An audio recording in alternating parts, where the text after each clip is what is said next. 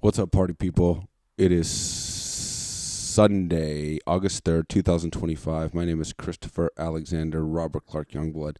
I am sitting in an office chair in a 3-bedroom apartment in Beaverton, Oregon. I have spent the past week of my life living here in Beaverton, Oregon, a suburb of Portland, Oregon, home of Nike. Ever heard of it? Which is ultimately the reason why I'm here. The two little girls that I take care of and love so dearly, Jojo and Emmy. Their mother has taken a new job at Nike. And as their third caregiver, an essential member of our beautiful little family here, I'm up here helping getting them settled in, transitioned in to their new life here this summer. Jojo just finished a week of summer camp at what I like to call OMSI, O-M-S-I, the Oregon Museum of Science and, Indigenous People, Innovation, Oregon Museum of Science and Industry. I don't know what the I stands for, but the acronym is OMSI. I think it's actually pronounced OMSI, but I like OM. Thought about naming my child Om.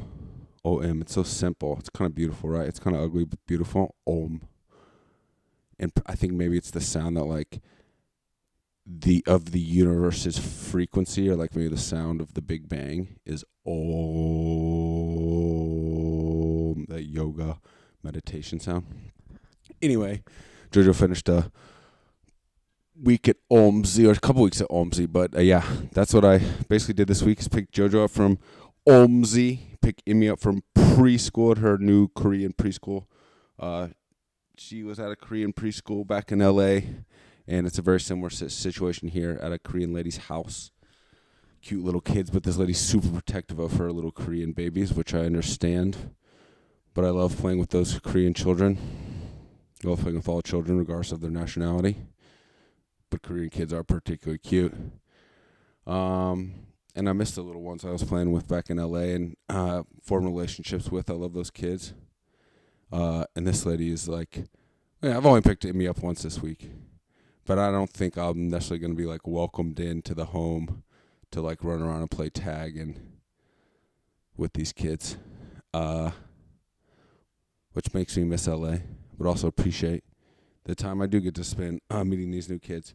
Then from there, just been taking the girls to the park, just kind of replicate our little after-school situation we had back on LA. Parks are beautiful and well-maintained, big, open green spaces, which was a complaint of something I did have in LA. So just kind of like this, not that I'm creating a pros and cons list, but just you can't help but compare old homes and new homes. LA has like plenty of parks. There's like I would say not an abundance, but what's like a cool fancy word for it? There's plenty of parks. There's a lot of parks in LA, and there's a lot of parks in Oregon. I would say in terms of like quantity of parks, similar. Quality of parks, way better in Oregon. Although the play structures aren't as cool. I think LA had some cooler play structures and like more epic play structures. But Oregon has much more well-maintained park. There's not fucking homeless people. You feel safe. Not that, they're clean. They're well-maintained. There's not fucking homeless zombies everywhere snorting fucking fentanyl off the merry-go-round.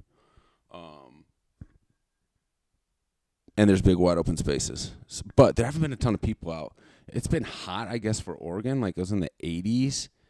It's kind of humid. I think people are just pussies, man. I guess a lot of people are out of town for summer, so it'll be cool to see when the school year starts. Make some friends up here. But it's been cool. It's been super cool. Oregon is fucking beautiful. Yesterday, Saturday, I drove out to the coast to meet Lucas's family out there. His mom's family has a guest house, beach house out on the Oregon coast in Rockaway Beach. It's fucking beautiful. We're outside Tillamook. I guess it's Tillamook County, like the cheese and meat, ice cream, dairy company, the cow company, Tillamook. Beautiful, man.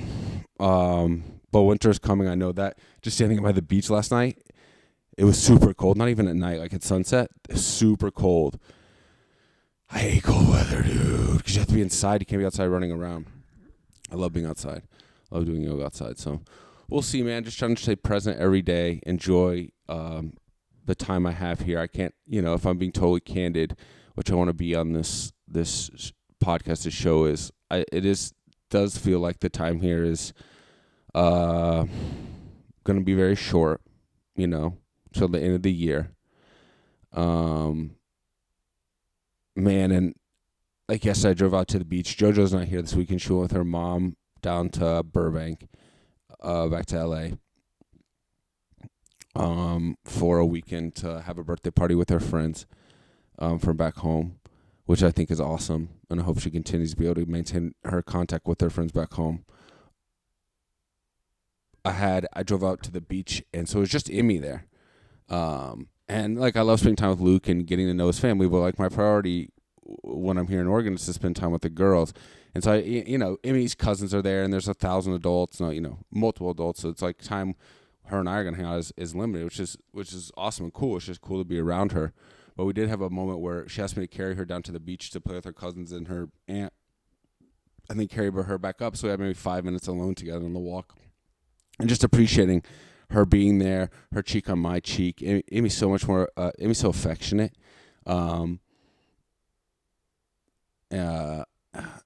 Man, she's such a sweetie.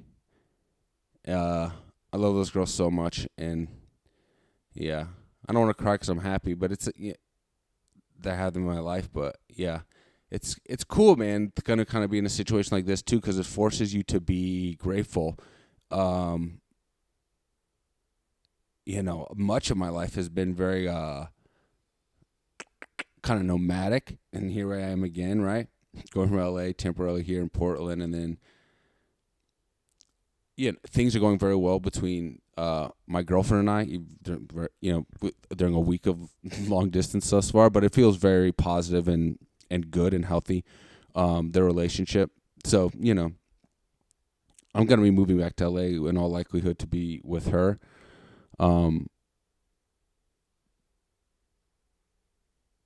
In which case, like, this nomadic journey will then take another step. Because I don't want to stay in LA long term either, and her and I have discussed that. Anyway, this whole not being settled down in life, like a lot of people have, I could think kind of post college, a lot of people kind of settle down, or maybe travel around their 20s for a little bit, or try different jobs and places, but eventually settle down. I haven't reached that point in my life yet, and actually, my girlfriend and I have discussed like trying to find jobs that are remote and traveling around for months at a time. 6 months at a time, 3 months at a time in a place, rather than, investing all of our financial resources in a single piece of property.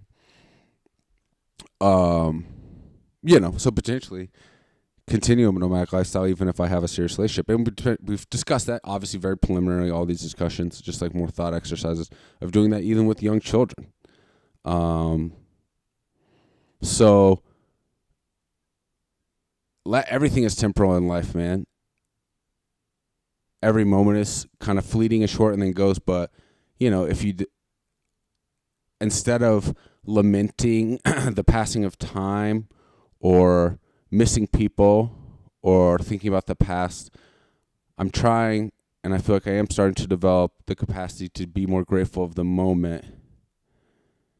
And just kind of the way I've lived my life and kind of the way life is right now for me, kids forcing me to do that.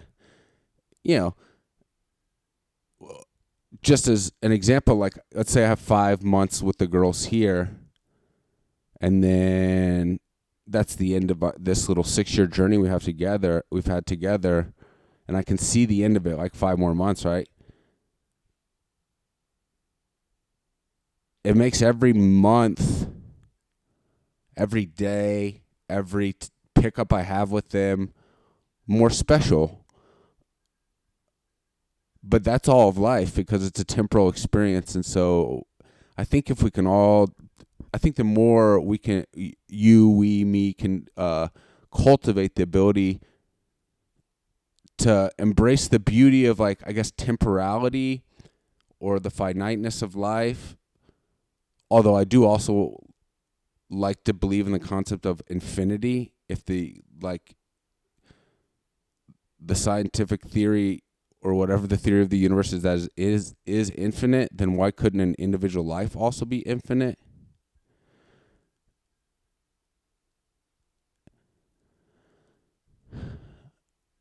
But it does seem like moments are finite, right? Time passes and then it's gone. A moment passes and it's gone. You have a fun night out. The next, morning is not that same night and it's gone. So I guess there is like a finiteness, regardless of if there is infinity, there is also finiteness, which I guess makes sense with like the whole concept of the universe being of the duality of the universe, and like there's both a temporality and a finiteness to life, like a eternal. What are the exact words? Like there's infinity and there is also death. There's everlasting life and death at the same time, I suppose. As I'm thinking aloud, I have smoked weed today, but man, I thought I was going to come on here and talk about UFC, dude. Honestly, I think about creating a list sometimes, like, okay, throughout the week, like, things I want to talk about on the podcast. So I think about creating a list sometimes, and I'm like, no, just whatever, just wing it, because I had not anticipated going on whatever rant I just went on. And I'm not that high. I'm a little bit high, but like not that high. Normal amount. So yeah, that's kind of my day-to-day experience right now, and just kind of the bigger picture view of life. I don't like looking at this computer screen, man. That's filming me. I think I might go back to my phone. Just get it out of the way. I should sit in front of that window next time, so I'm like looking outside at things rather than directly at myself. I'm staring at like a wall that's in front of the computer screen, and I just look at myself, which just feels kind of weird. What else be poppin'? So yeah, enjoying that time. So I've been here a week. I've not gotten into a gym. I haven't trained martial arts in over 3 weeks, which is not ideal if I'm going to do this tournament in 6 weeks, I think it is. Yo. Also planning to do gi and no gi. So I did sign up. I've done all the research on the gyms. I visited the one that I think I want to go to just to check it out. Looks good. So I signed up today, and I'll do my first training tomorrow. And I guess just spend a week seeing how it feels, see how my body feels, and then after a week, if it feels good, then I'll sign up for the tournament. I haven't signed up for the tournament yet. That's IBJJF Portland Open on September 20th. So I'll be here this week. That'll be 2 weeks in Portland, but then next weekend I'm going to see our Lord and Savior, head coach Mike McDonald of the Seattle Seahawks at training camp, be in his presence and absorb his omnipotence. Getting excited for football season, as I mentioned last time. I'm very, obviously, pro Seahawks, like high on the Seahawks. I think they're going to be great. I'm not saying they're going to win the Super Bowl. I do think they're a very good shot at winning the division and maybe win a playoff game. And I mean, once you win the division, then it's fucking NFL. Anything could happen. So I'm not saying they're going to come out gangbusters and take the league by storm, but I think they're going to surprise people. I think their projections on what I haven't taken a look at their over-unders specifically, but I just listened to podcasts and shit, and it seems like national media I think are predicting like a losing season. I'm not sure if their Vegas over-under is in Bovada, but I'm taking the fucking over. I can tell you that. So that's looking cool. I'm excited to do that. But then I'm going to spend a week back in Burbank. And so I'll go back and train at Legacy for a week. Going to visit the lady in Burbank. Super excited about that. Once again, talk about like the temporality and finiteness. Like, I met this girl right after Sue got this job, and I decided to come up here with them. I met this girl. I didn't have any reason to stay in LA prior. So it was like end of February-ish, Sue finds out about this job. First week of March, I start hanging out with this girl every day, essentially, for 5 months. And then all of a sudden, we're here. Then right before I come here, we spend 10 days together traveling around New England. And you're with each other every second of every day. then all of a sudden she's gone. Like, we're out of each other's lives, and I'm here in Portland, which has been like not great, obviously, but it's been fine. It's been totally fine, and it makes you more appreciative. Like, even phone calls and stuff, it makes you more appreciative. Like, oh, it's so nice to have a cool person in your life. Despite, like, there's obviously, when you're dating someone, especially in a new romantic relationship, like, the sex aspect of it is awesome and a huge part of it. It's very cool to not very cool to remove that. It's interesting and certainly, yeah, it's cool. It's cool to remove that and then have a greater appreciation for the human being, and not that you didn't before, but like, just, you know what I'm trying to say. Nothing to the couch. Just have a greater appreciation for the human being, her personality, and like what she means to you.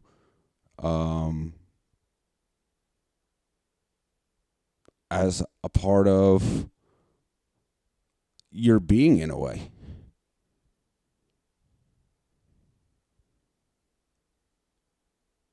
Yeah, that's it's a beautiful thing. Like, I guess that's kind of, not to put like a strict definition on love, but that's how you find out you love someone, when you try to when you start to gain a greater perspective of the mutual benefit you bring to each other's lives, and how that person is you view them as a positive influence on your life, and you have a genuine, deep desire to be a positive influence on their life, regardless of what, like, day-to-day pleasure or like excitement it brings to your life.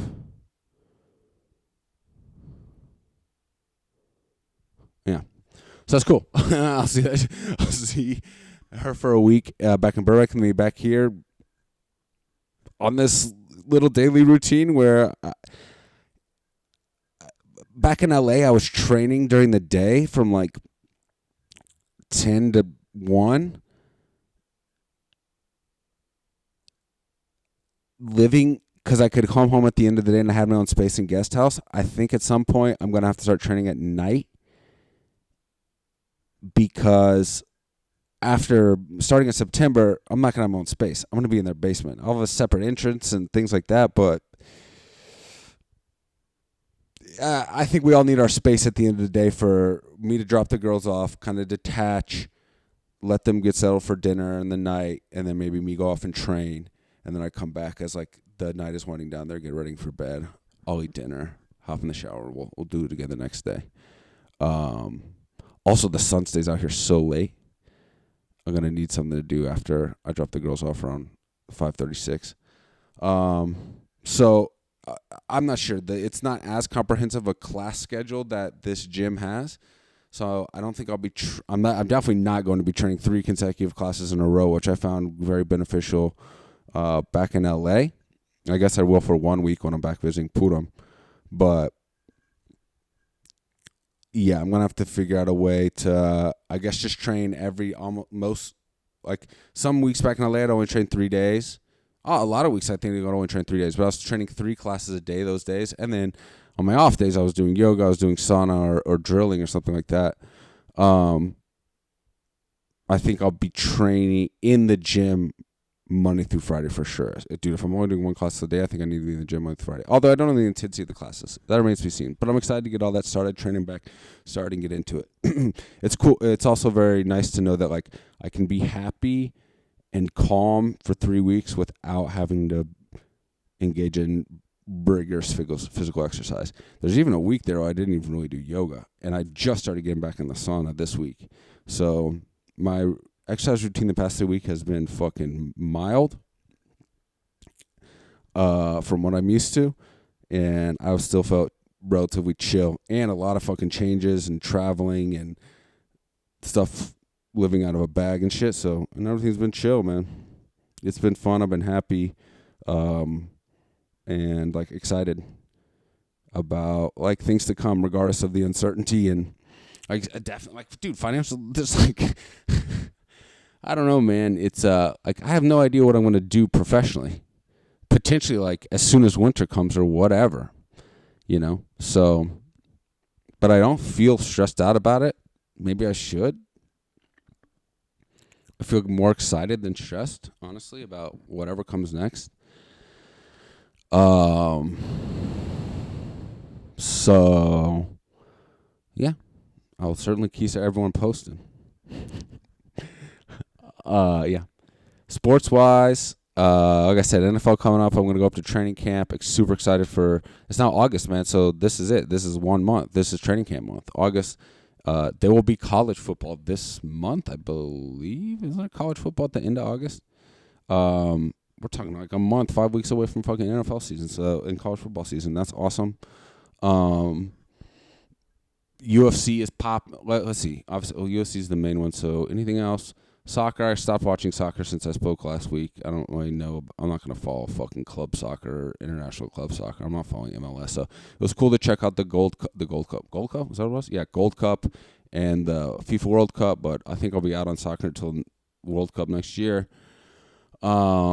Basketball.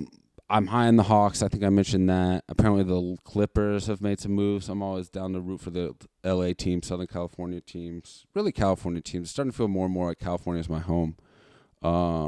So it's cool that California's like 1,000 sports teams. Like I'll just adopt them all, I think. Maybe.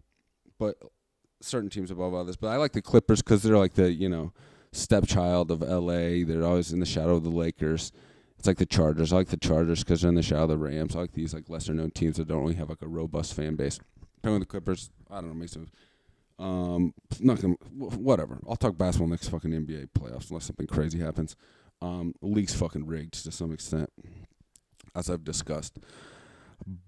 That's it. Hockey. I was watching hockey for a little bit, but once again, I'm not gonna follow like off season. I tried, actually, honestly. I listened to Spit and Chicklets podcast a little bit about free agency in the draft. But I don't know who any of these guys are. So I'll check in on hockey, I guess, after football season. So it's going to be MMA for the next month. For me, what happened? We talked about Topuria being the man. 318 happened, which I watched with my girlfriend when we were traveling New England. Dustin Poirier's retirement fight in New England against Max Holloway. Class act, both of those dudes. It's good to see like good guys in MMA. A quick rant about fucking John Jones and Conor McGregor. Throughout my there was a point where I've watched every single UFC fight ever. I started doing that in COVID, or maybe a little before COVID started, and then really got into it during COVID. Going back from the beginning of UFC and watching every fight, not just number cards, all the fight nights ever. During that whole run, as I'm like putting myself in the past, right, watching this and the sport, my favorite fighters at the time of their greatness, at their peak popularity and success, were John Jones and Conor McGregor. Just John Jones' dominance in the octagon, and Conor McGregor's performances, as I compared him to Ilia Topuria last week, his aura, his ability to call his shot, and predict the outcome of his fights, and like dictate the direction of his career, and talk shit, was magical. Both of those dudes, if all the reporting on them is accurate, are fucking pieces of shit, man. And it's really kind of disappointing to see that like my two favorite fighters of all time have become probably my two least favorite fighters. Neither of them, I guess, are active really, but like in the UFC, they both are potentially like they both would take a fight if it were the right matchup, but they obviously are only gonna take fights that they want. Not that even like talking about them as real fighters at this point is even a serious conversation, but just talking about what they've done off the in their personal lives. I mean, and some of the stuff is alleged, others not, but like we're talking for both of them, sexual assaults, John Jones sexual assault, Conor McGregor certainly sexual assault allegations.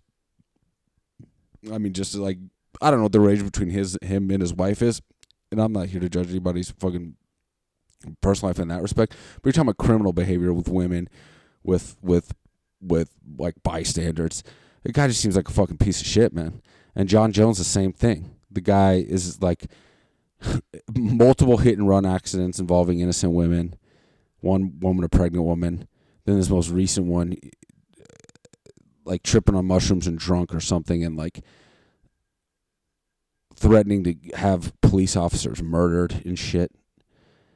And then the way he managed his career, just ducking Tom Aspinall for the past 2 years, demanding whatever the money he deserves, the money things, whatever. Get as much money as you can. I shouldn't even comment on that. But ducking Tom Aspinall for 2 years, and then now that this White House fight card is announced for 4th of July next year, the audacious motherfucker to like throw his name in the ring as a potential option at the White House is insane. This guy's a fucking sociopath, like just a complete inability to live outside of his own universe and see himself as like the hero despite repeated fuck ups. He must recognize that, like how bad he's fucked up, but he doesn't ever seem to show remorse or like a humility in his actions. And then his communication is just like so blatantly like anyway, I can't believe I'm talking this much about this guy. He's just not a good dude. And it's like shocking how, I don't know, it's just disappointing that both those dudes are just kind of disappointing human beings in their personal lives when they were so fucking magical as fighters. Yeah. Anyway, that was way too negative. Dustin Poirier retirement fight was awesome for the BMF belt. He lost, but it was almost kind of perfect. He went out. He won 5 rounds. You could make the argument he was in the fight. It was a good fight. But he's clearly not on that elite level as Max Holloway anymore. He could still fight. He could still get wins, but he's not championship level. And for a guy that's taken as much damage as his, and it also just accomplished so much, it's time to go. And it's cool to see a fighter kind of go out that way. Dustin Poirier's a fucking man. You haven't watched the documentary Fightville? It's like an OG MMA documentary that's basically like at the start of MMA. So this guy's career's kind of spanned.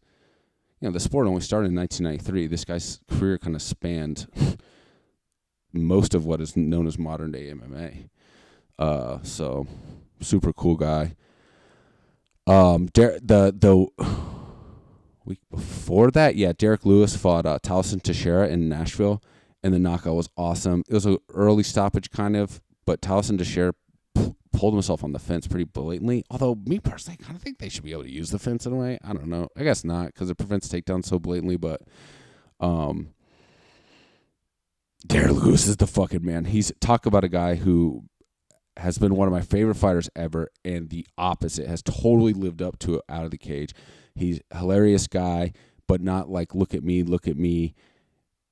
kind of a shoes media, doesn't want to do it, but when he does, he's sensational. His post-fight performances, speeches are sensational. He's a genuinely funny dude. He seems like a genuinely nice dude.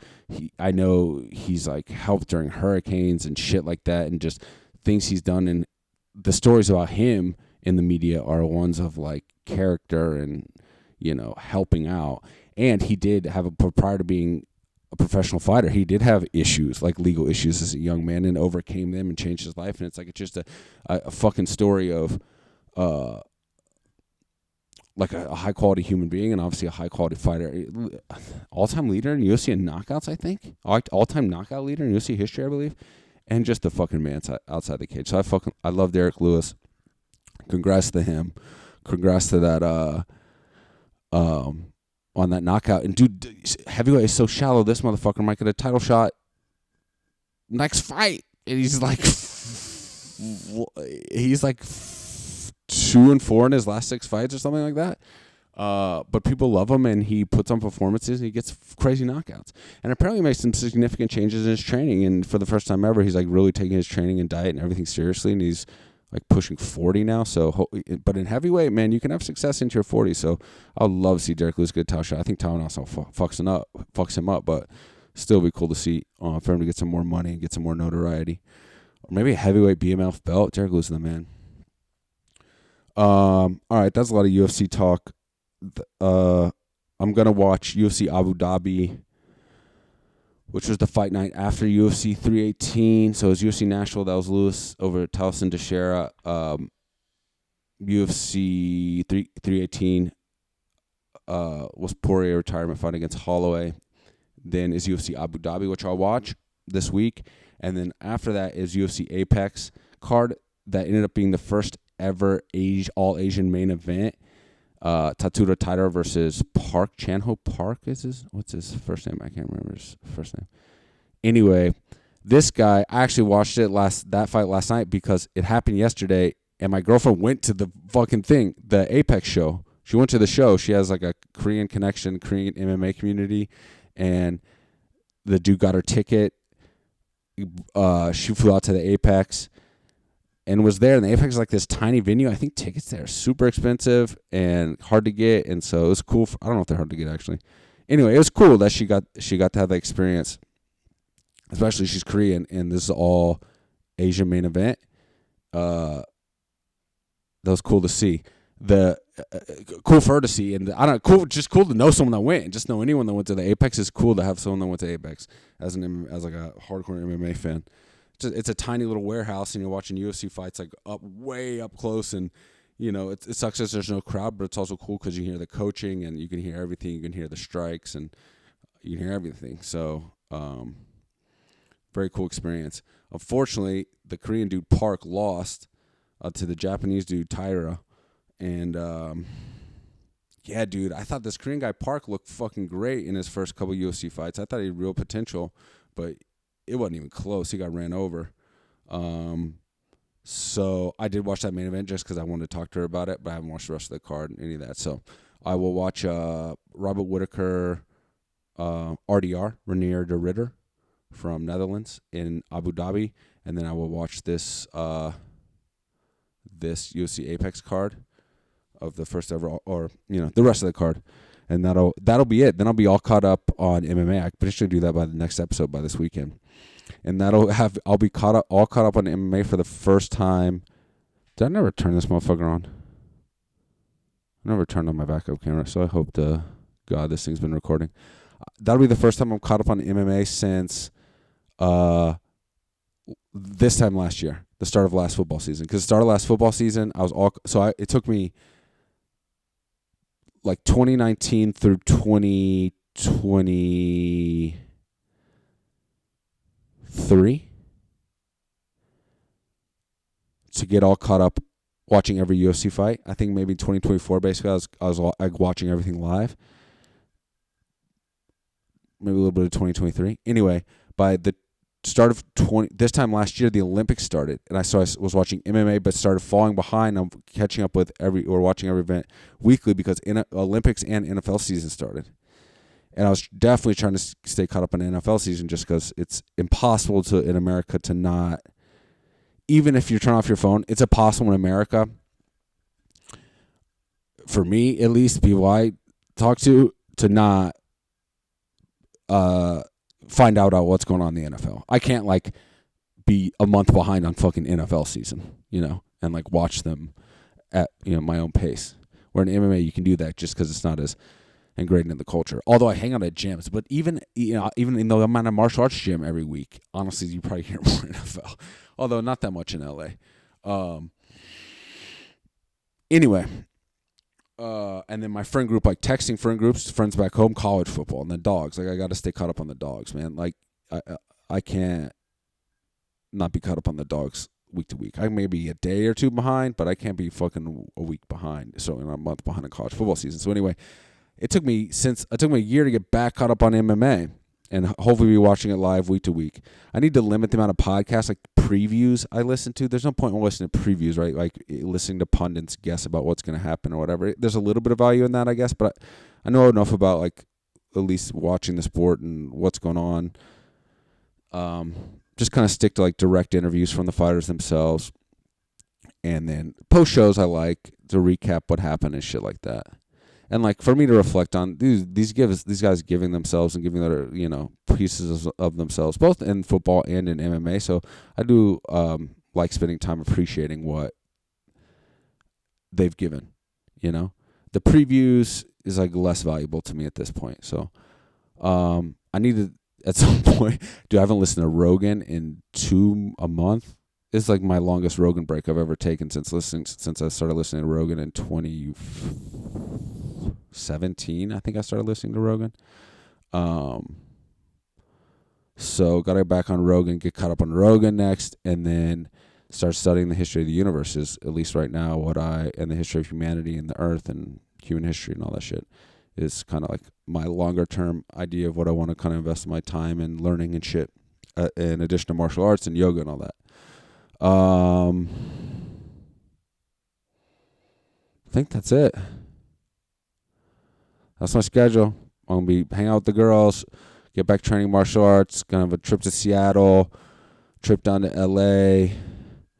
Then once I'm back in Oregon for the few months I have left here and while the weather's nice, I want to do as much hiking as I can. I want to do some hiking this weekend. I didn't end up doing much hiking. I went and saw an incredible fucking tree at Rockaway Beach on the coast. So it was cool to get out to the coast. I drove through the parks, but I didn't get out and do any hiking other than stopping at this tree and like doing a mile or so walk into the woods. It's like a small nature conservation area, and seeing this enormous fucking tree and taking a walk on the beach. And yeah, so I want to do some hiking out here in Oregon as much as I can while I'm here, and then start watching sports, MMA, football, prepare for this tournament.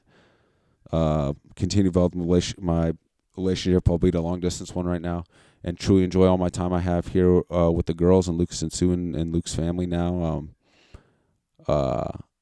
Yeah, just stay present, enjoy the day, enjoy every moment, stay grateful. I don't want to sound like a fucking yoga teacher here, but I am really trying to make positive steps in my, psychological, spiritual development to be a happier and better person. I don't know, it sounds kind of corny, but I don't know. I'm trying. All right, now I feel embarrassed. I'm going to get out of here. Peace.